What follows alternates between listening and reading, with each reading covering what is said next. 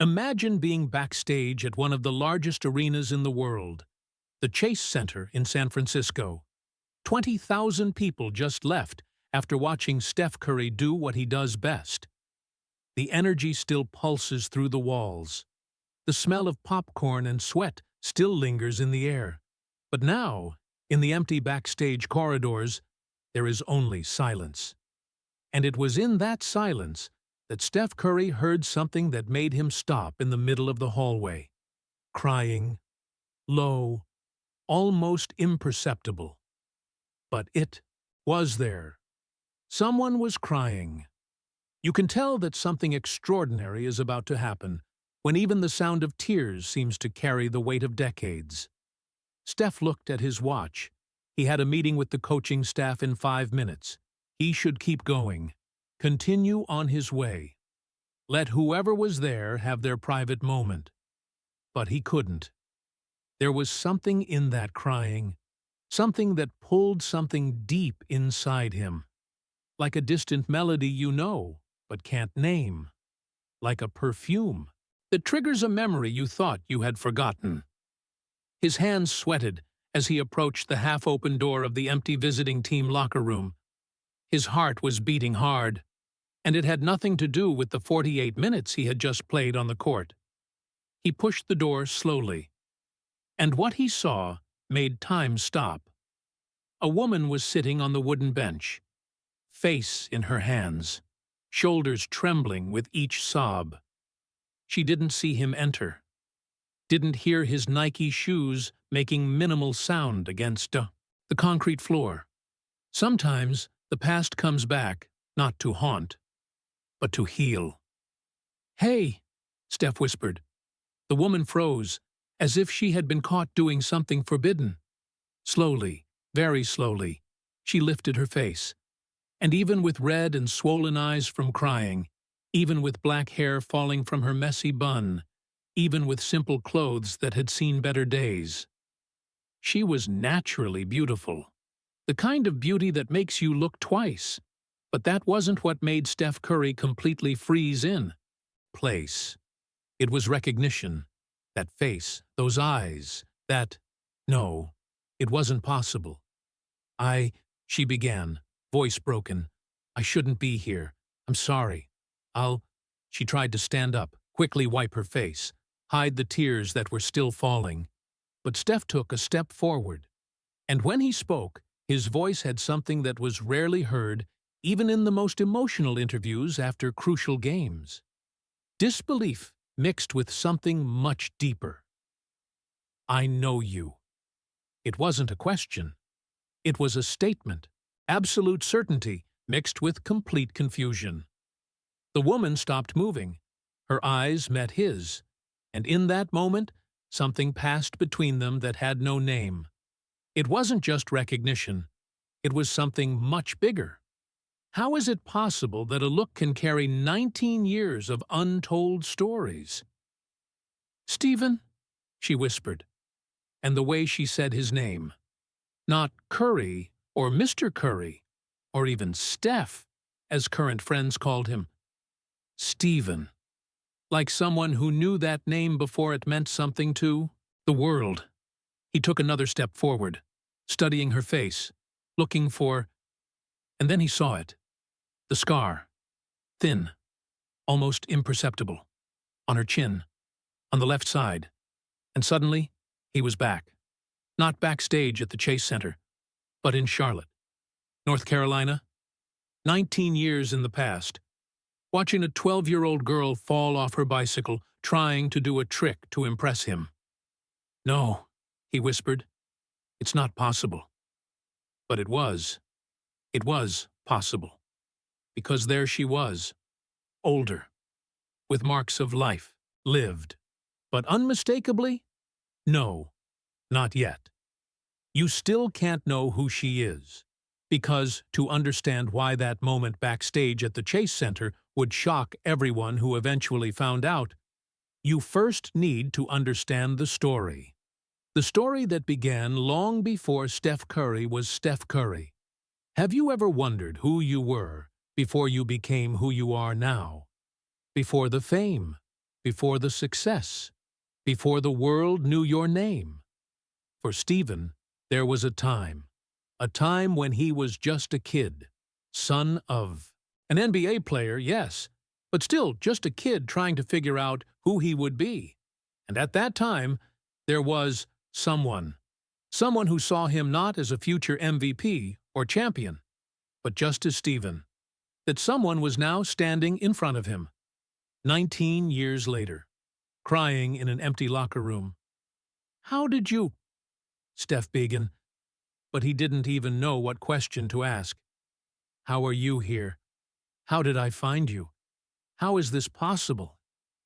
"I didn't plan this," she said quickly, wiping tears that kept falling. "I swear, I had a ticket to the game, and after a staff member saw me and was too kind, and I shouldn't be here." She was talking fast, nervous, as if she expected him to send her away, as if she expected him not to remember. But Steph didn't say any of that. Instead, he did something she clearly didn't expect. He smiled, that smile that had become his trademark. But this time, it wasn't for cameras. It was genuine, loaded with something that seemed like disbelief, mixed with joy. "How long has it been?" he asked softly. 19 years, she answered without hesitation, as if she knew exactly, as if she had counted. 19 years, Steph repeated, shaking his head. "And you just show up here, crying in my locker room." "It's not your locker room," she said, and for the first time, something almost like a smile touched her face. "It's the visiting team locker room." And in that second, with that answer, he knew with absolute certainty. It was her. But before we reveal who she is, before we tell the complete story of how they got to that moment, you need to understand something important. Steph Curry didn't become Steph Curry alone. No one becomes who they are alone. There are always people who were there before, people who saw you when you were still becoming. And for Stephen, that person, that woman crying backstage, she was one of the first. She was there at a moment that defined not only who he would become as a player, but who he would be as a person. And now, 19 years later, she was back. But why? Why after all this time? Why crying? Why alone in an empty locker room waiting for what exactly? It was impossible not to feel that that moment carried the weight of an entire story waiting to be told. "I looked for you," Steph said suddenly. "When I was drafted, 2009. I tried all the old contacts. You had disappeared." Something passed across her face. Pain, shame, regret. "I know," she whispered. "I know. You looked. I saw. But I couldn't. I didn't." Her voice failed. More tears. And this time, she didn't try to hide them. Steph took another step. Now he was close enough to see every detail. The lines around her eyes that weren't there at 12 years old. The way she held her hands tight as if trying to hold herself together. The way her shoulders fell as if carrying an invisible weight. "What happened?" he asked gently. "In the last 19 years. What happened to you?" And you can see in her eyes that this wasn't a simple question, that the answer didn't fit in a single sentence, that 19 years was enough time for a lifetime of stories. But before she could answer, before she could tell anything, the locker room door opened. A Warriors staff member poked his head inside. "Steph, they're waiting for you in the meeting room." "Oh, sorry. I didn't know that." 2 minutes, Steph said without taking his eyes off her. The staff member nodded and closed the door. Silence fell between them again. But it was different now. Loaded, because they both knew that that moment, that impossible reunion, was about to end, unless one of them did something. "Don't go," Steph said. Simple, direct. She looked at him, surprised. "I have a meeting now," he continued, "but after... Stay. Please. I need to know. Everything. 19 years is a long time." "Stephen, you don't need to." "I know I don't need to," he interrupted gently. "I want to. Stay." How is it possible that two simple words can carry so much weight? She looked at him for a long moment, as if searching for something, as if trying to decide if this was real, if he really was asking her to stay, if he really cared after all this time. And then, slowly, she nodded. "Okay," she whispered. "I'll stay." Steph smiled, that genuine smile again. "Okay, I'll be back in 20 minutes. Don't disappear again." He turned to leave, but at the door he stopped, looked back. "Hey," he said. "It's good to see you. Really good." And then he left, leaving her alone again in the locker room. But this time, she wasn't crying. This time, for the first time in a long time, she was smiling. A small smile. Shy. But it was there. That same smile that used to light up school hallways when they were 12 years old. And if you were paying attention, you would have noticed something else. When she smiled, even through the tears, even with all the weight she obviously carried. For a second, just 1 second, she looked exactly like she looked 19 years ago, before life happened, before all the weight, before the separation and the silence and the lost years. Just a girl smiling because her best friend still remembered her. But you still don't know who she is. You still don't know the name. You still don't know the complete story. And that's intentional. Because the story that is about to be told, it needs to be told from the beginning. From the true beginning. Before Steph Curry was Curry. Before he was MVP or champion or global icon. When he was just a 12-year-old boy in Charlotte, North Carolina, trying to understand where he fit in the world. And when there was a girl who became a friend when he needed one most. A girl who saw him in a way no one else did. A girl who, 19 years later, would appear crying in an empty locker room, bringing with her a story that would explain not only why she disappeared, but why that reunion meant much more than simply two old friends meeting again. To understand this, we need to go back. Back to 2005. To Charlotte. To an elementary school where a 12-year-old boy was about to meet someone who would change his life. Sometimes, the past comes back not to haunt, but to heal. And sometimes, the people we lose find their way back exactly when we need them most. But before we get there, before we reveal who this woman really is, you need to understand one thing. What happened backstage at the Chase Center that night was not a coincidence. It wasn't chance. It wasn't random destiny. It was the result of 19 years of history, of choices made, of paths taken, of a friendship that meant more than anyone knew at the time. And when you know the whole story, when we finally reveal who this woman is, and why she disappeared and why she came back, you will understand why that moment shocked everyone who discovered it. But patience. Every good story needs to be told the right way.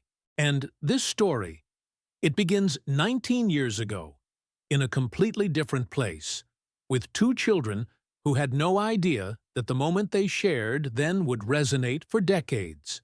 Charlotte, North Carolina, 2005.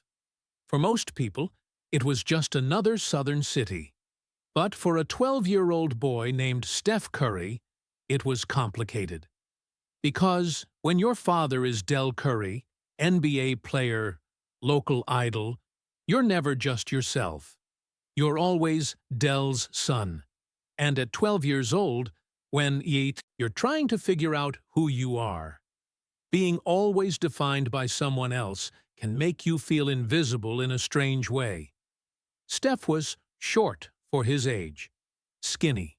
He wore glasses that were slightly too big. He didn't look destined for the athletic greatness that everyone expected because of his last name. And people, they made it clear. You'll never be like your father. Some said it as fact, others as an insult. But everyone said it.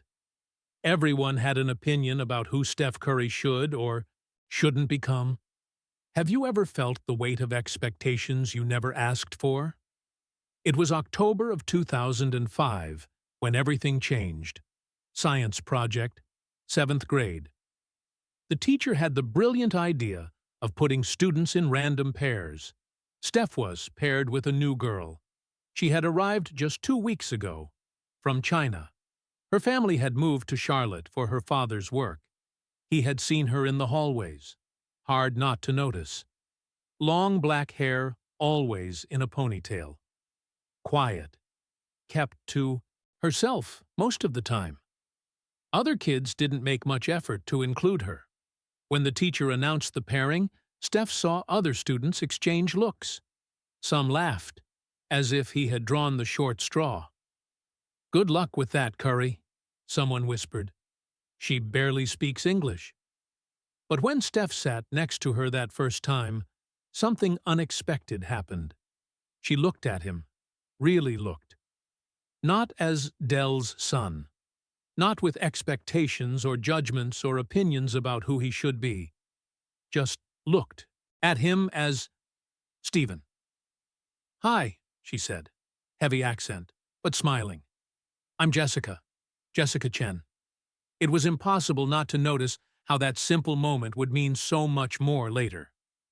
"Stephen," he replied. And then, without knowing why, he added, "But you can just call me Steph."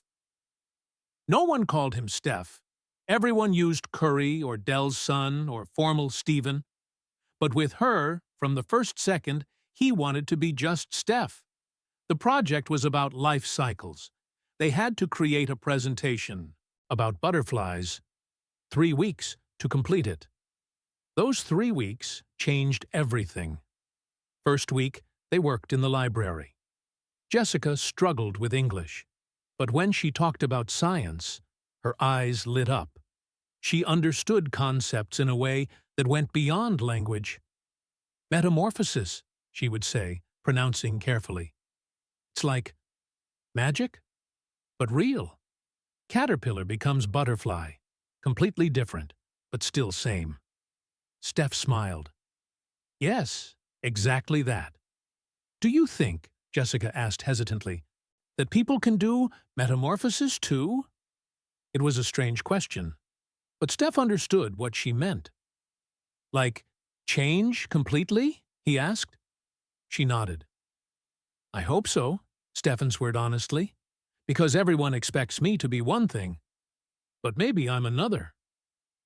Jessica looked at him for a long moment, and then said something that would stay with him for 19 years. "Caterpillar doesn't choose to become butterfly. It just happens. It's who she always was inside. Just shows on the outside later. Sometimes 12-year-old children say things deeper than adults ever will." Second week, they worked at Jessica's house, small apartment. Her family clearly didn't have much. But there was something warm there. Inviting. Jessica's mother made snacks. She spoke even less English than Jessica, but she smiled at Stephen a way that made him feel welcome. "Your mom is nice," Steph said after she left. "She works a lot," Jessica replied. 3 jobs. Father, too. But it's difficult. America is expensive." There was something in how she said it. Not complaining, just stating a fact. But Steph could see the weight she carried even at 12 years old. "Hey," he said impulsively. "Do you play basketball?" Jessica laughed. Genuine laugh. "No, I'm terrible at sports." Everyone is terrible before they get good, Steph said. Come on. My dad installed a hoop in the backyard. I'll teach you. And that's how it started. After science work, they played basketball in Jessica's backyard. The TTOE hoop that was there when they moved in, left by previous residents. Jessica was really terrible, but she laughed every time she missed. And Steph had patience that surprised even himself. No, like this, he would say, adjusting the position of her hands. Elbow in. Follow through. She would try. Miss. Try again. Why do you like this so much? Jessica asked after the 1,000th failed attempt. Steph stopped. No one had really asked that before. Everyone assumed he liked basketball because his father played. But that wasn't the whole truth. When I'm playing, he said slowly, I'm not Dell's son. I'm just me. And if I'm good enough, if I work hard enough, maybe one day people will see me for who I am, not for who my father is. Jessica nodded as if she understood completely. For me, it's math. When I'm solving problems, it doesn't matter that my English is bad. Numbers are the same in any language. How is it possible that two 12-year-old children can understand something so deep about identity? Third week, the presentation was ready. But something else had happened. They had become friends. Real friends. The day before the presentation, Steph was in the school hallway. A group of older boys surrounded him. Hey, Minnie Curry, one of them said. We heard you average 3 points per game on the youth team. Your dad must be so proud. Laughter. Cruel. Man, imagine being Dell Curry's son and being that bad.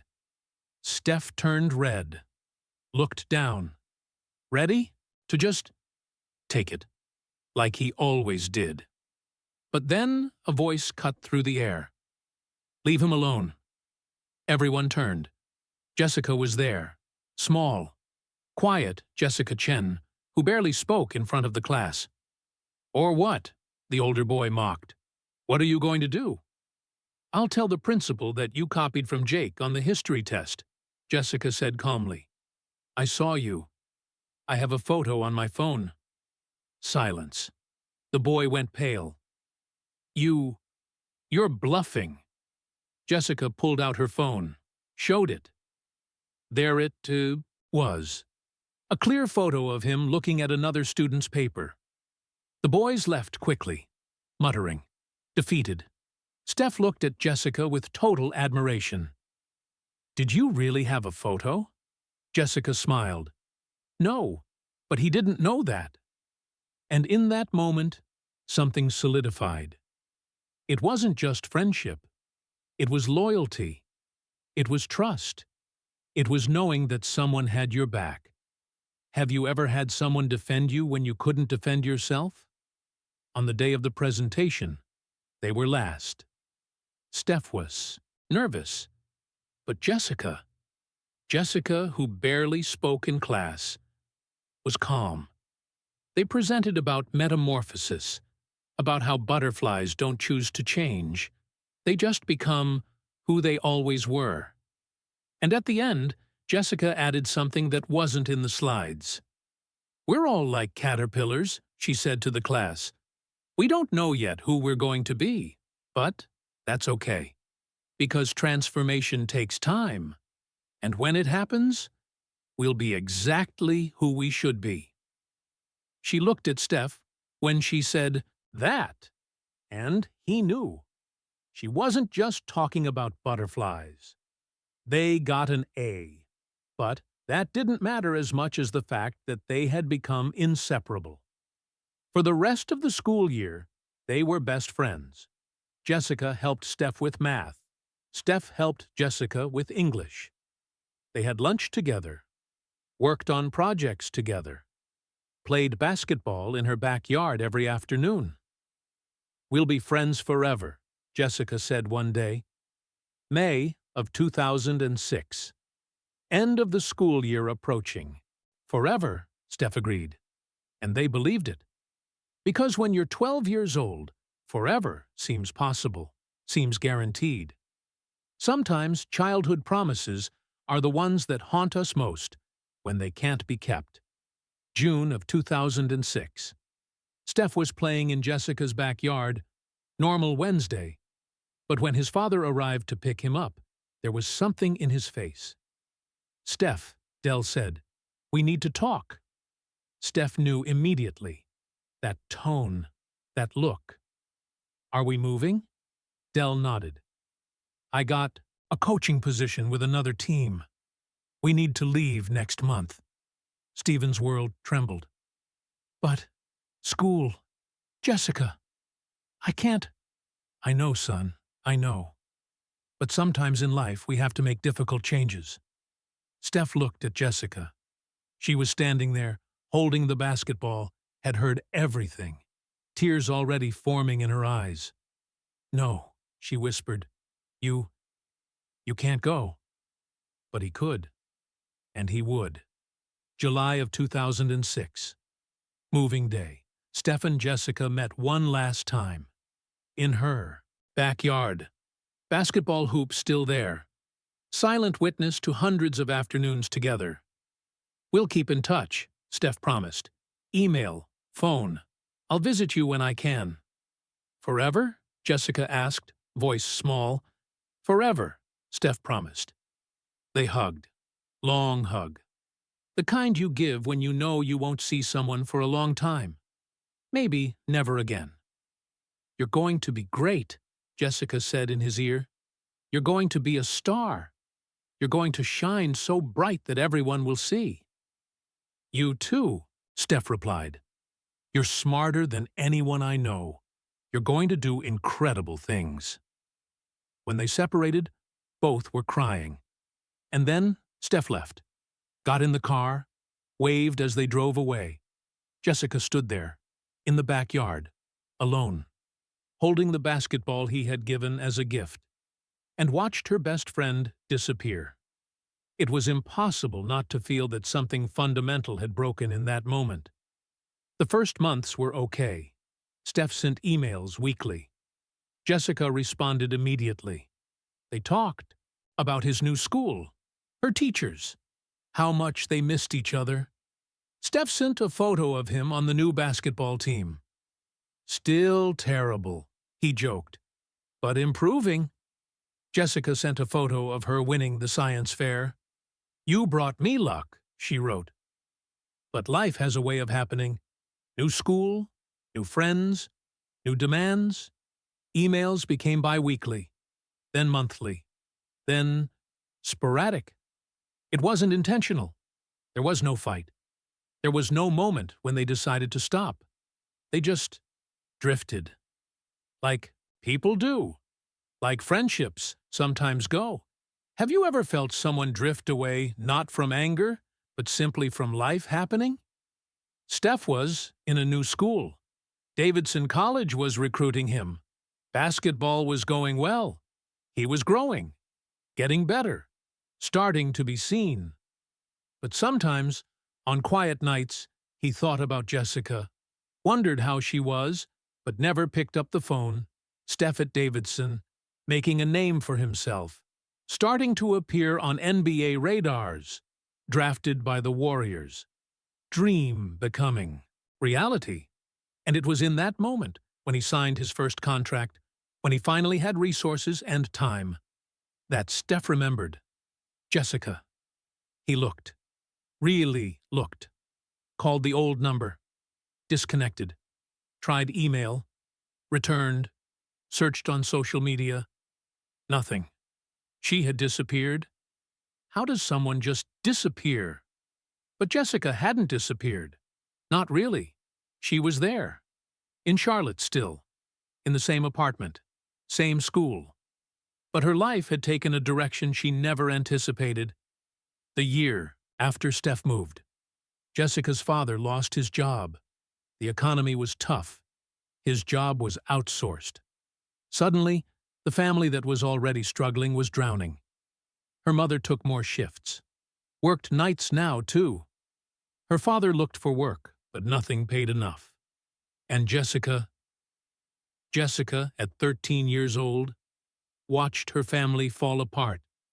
She stopped responding to Stephen's emails, not because she forgot about him, but because, how do you tell your best friend that your family doesn't have money for food, that you work after school to help pay rent, that the dreams you had are dying before they even begin? How do you tell that to someone whose father plays in the NBA, whose future shines so bright? Sometimes silence comes not from lack of love, but from excess of shame. Jessica was 15 years old, should have been thinking about college, but she was working 3 jobs: breakfast, newspaper delivery before school; afternoon, work at a store after classes; night, helping her mother clean offices. Her grades were still excellent. Teachers said she had a bright future. Scholarships would be possible. But when her father got sick, when the diagnosis came with medical bills that the family couldn't pay, the bright future began to seem impossible.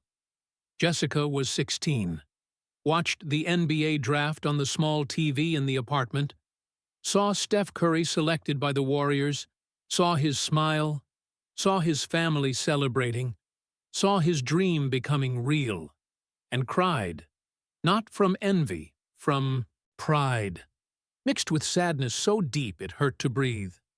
Because she knew. She knew that that 12-year-old boy she had defended from bullies had become exactly who she said he would be. Bright, star, impossible not to see, and she had become invisible. How is it possible to feel pride and grief simultaneously? Jessica almost called that day.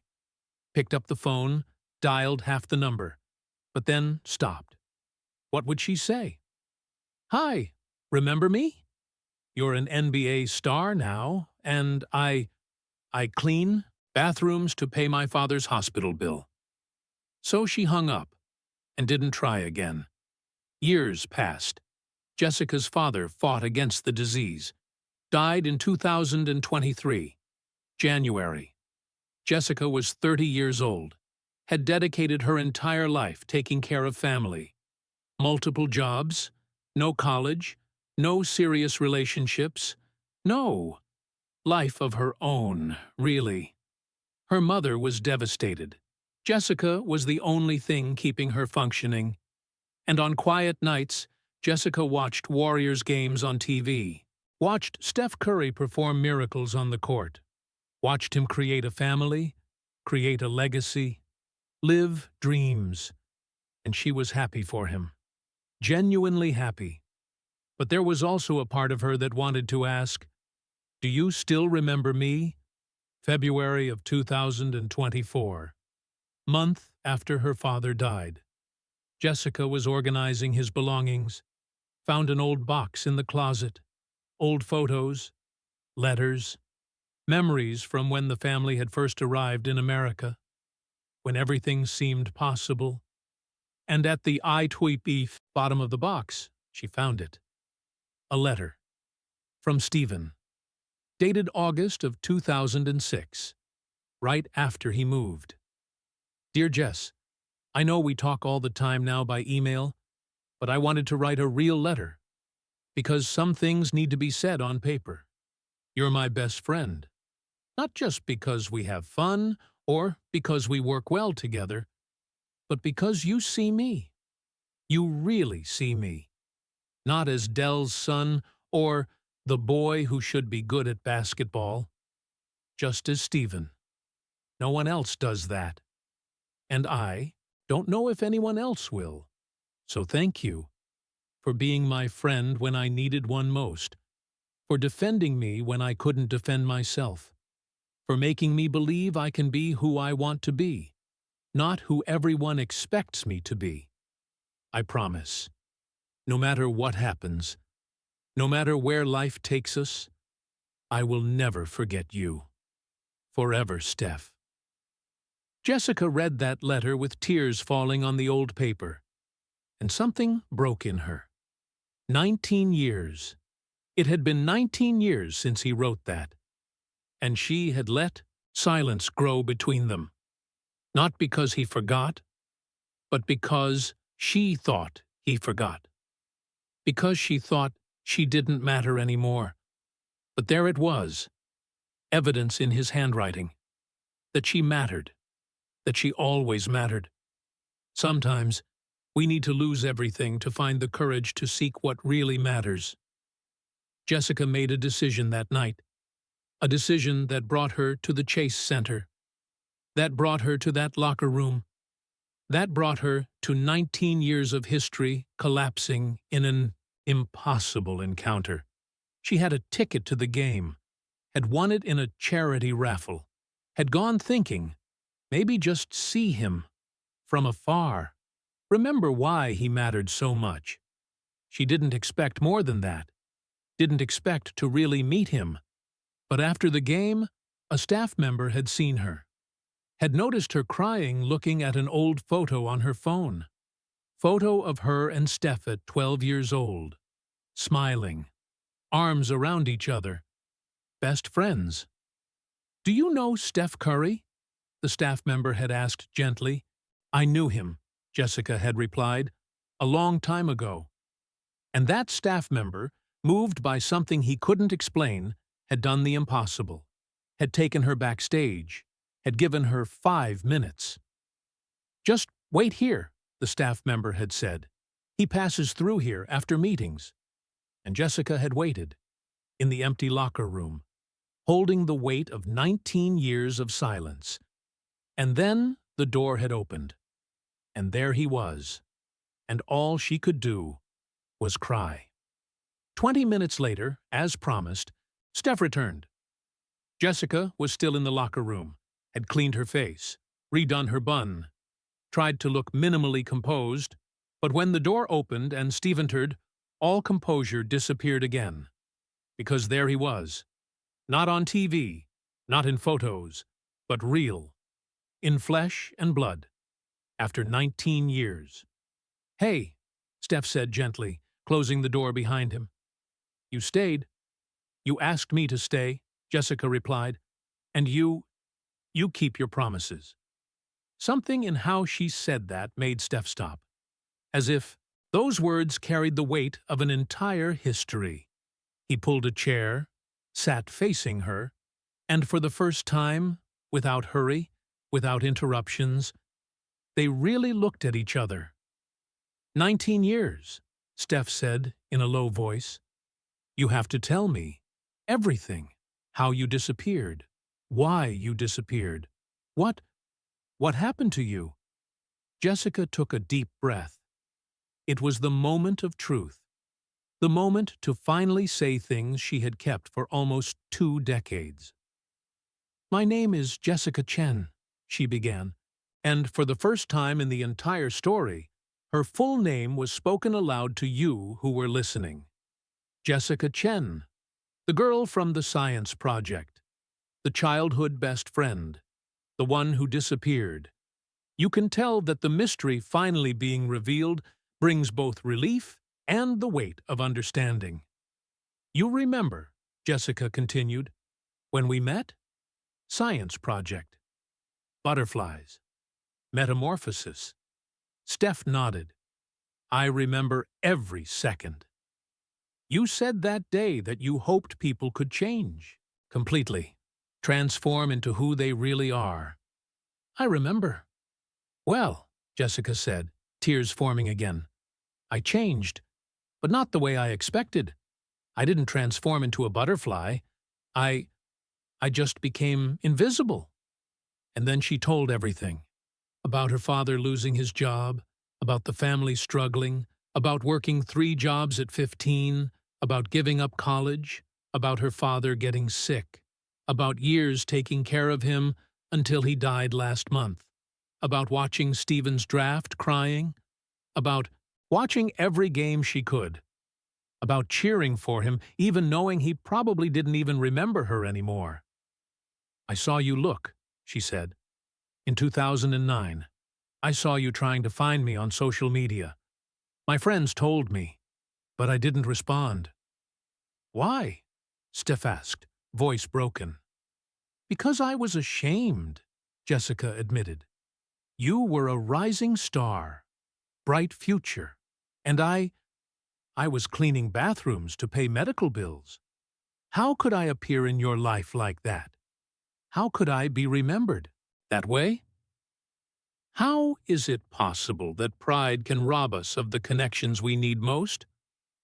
Jess, Steph said, and the way he said her name, with so much familiarity, so much affection even after all the time, made her tears fall harder. I wouldn't have cared, he continued.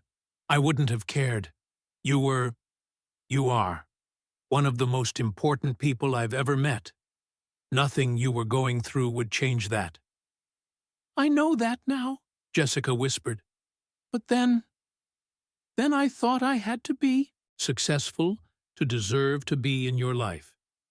I thought I had to be someone to matter.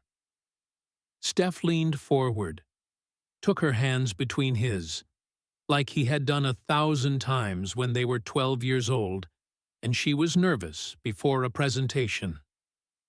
You've always been someone, he said firmly. You were the person who defended me, who made me believe I could be more than Dell's son, who gave me confidence when I had none. Jessica, without you, I don't know if I'd be who I am. They talked for hours that night. Steph missed all his meetings, texted Isha saying something important had come up, canceled commitments, because nothing was more important than that moment. Jessica told about her life, the rare highs, the frequent lows, how she had kept her intelligence sharp but never had the chance to truly use it, how she works now at 2 jobs just to keep a small apartment for her and her mother. And your dreams? Steph asked. You were going to be a scientist, mathematician. You were brilliant. Jessica gave a sad smile. Dreams are luxuries, and I couldn't afford them. But now, Steph pressed, your father, God rest his soul, but you're 31 years old. You still have your whole life ahead. What do you want? Jessica looked at him for a long moment, as if no one had asked that question in years, as if she herself had forgotten she was allowed to want things. I don't know, she admitted. For so long, all I wanted was to keep my family functioning. And now that Dad is gone. I don't know who I am when I'm not taking care of someone. Sometimes we spend so much time in survival mode that we forget how to live. Then find out, Steph said, and let me help. Jessica shook her head immediately. No, I didn't come here to ask for help. I just wanted to see you. One last time. Remember that part of my life was real. Was good. One last time? Steph repeated. Jess, no. This isn't one last time. This is the beginning of reconnecting, of making up for lost time. Stephen, you have a life, family, career. I can't just... You can, he interrupted. You will. Because I didn't find you after 19 years just to let you disappear again. There was determination in his voice that Jessica recognized. Same determination he had when he taught her to shoot at 12 years old. When he wouldn't let her give up even when she couldn't make it. What are you suggesting? She asked. First, Steph said, I want to meet your mother. She was always kind to me. I want to introduce her to Isha, to my kids. Stephen. Second, he continued, as if she hadn't spoken. My foundation. We always need smart people. People who understand struggle. Who know the community. You would be perfect. Jessica blinked. Are you offering me a job? I'm offering an opportunity, Steph corrected. A chance to finally use that brilliant brain. To make a difference To live, Jess, not just survive. I can't accept charity. It's not charity, Steph said, voice rising with frustration that wasn't anger, but passion. It's recognition. You deserve this. You always deserved it. And if I can do any small part in helping you achieve what you should have achieved years ago, please, let me. Jessica looked at him, really looked, and saw absolute sincerity. Not pity, not guilt, but genuine desire to do right by someone who had done right by him when it mattered most. Why? She whispered. Why do you care so much? Steph smiled. That smile that had won over millions. But this time, it was just for her. Because when I was 12 years old and everyone said I would never be anything, you said I would be a star. You believed when no one else believed, not even myself. He paused before continuing. And now it's my turn.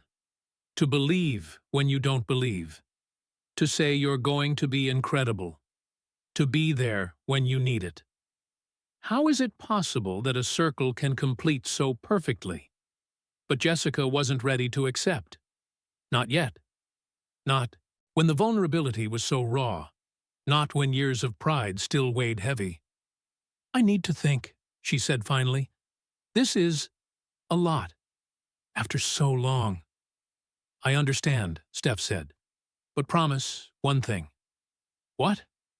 Don't disappear again. Give me your number. Let me call you. Let me be part of your life again. Even if it's just that. Jessica hesitated, but then, slowly, nodded. They exchanged numbers, and as Jessica typed, Steph noticed something. Her hands trembled, just like they used to when she was nervous before a science presentation. Some things never change. When you're ready, Steph said, as she prepared to leave, to talk about work, or just talk, or just, I don't know, play basketball in the backyard like we used to. Call. Promise? Jessica smiled through the tears. I promise. And then, because the moment called for it, because 19 years was too long to be separated from someone who mattered so much, Steph hugged her. And it wasn't a quick goodbye hug. It was a reunion hug, a recognition hug, and I missed you, and I'm glad you're here, and I never forgot you all at once. Jessica broke down in that hug, sobs she had been holding not just from that night, but from years, from a decade of being strong alone, of carrying everything without help, of believing she didn't matter anymore. And Steph just held her, let her cry. Because sometimes, the best thing you can do for someone is simply be there. Have you ever felt a hug that heals years of pain in seconds?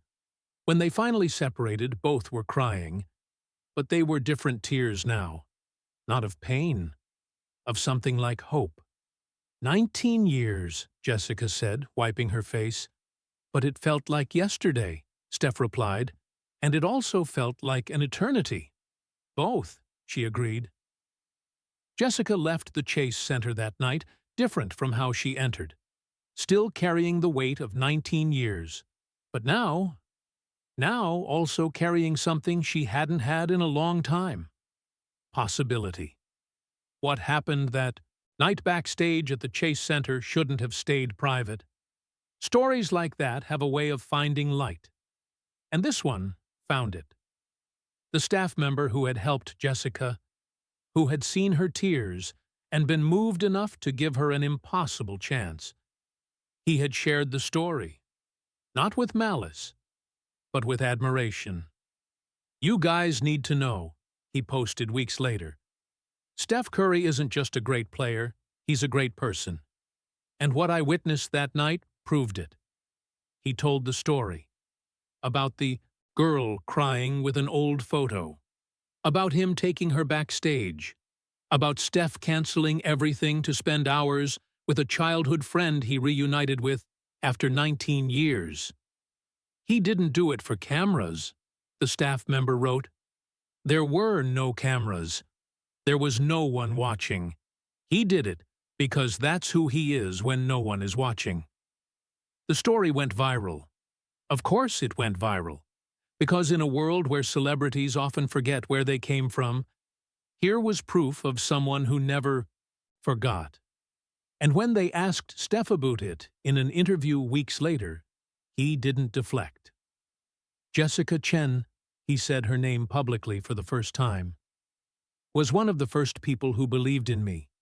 When I was just a kid trying to figure out who I would be, she saw me, really saw me.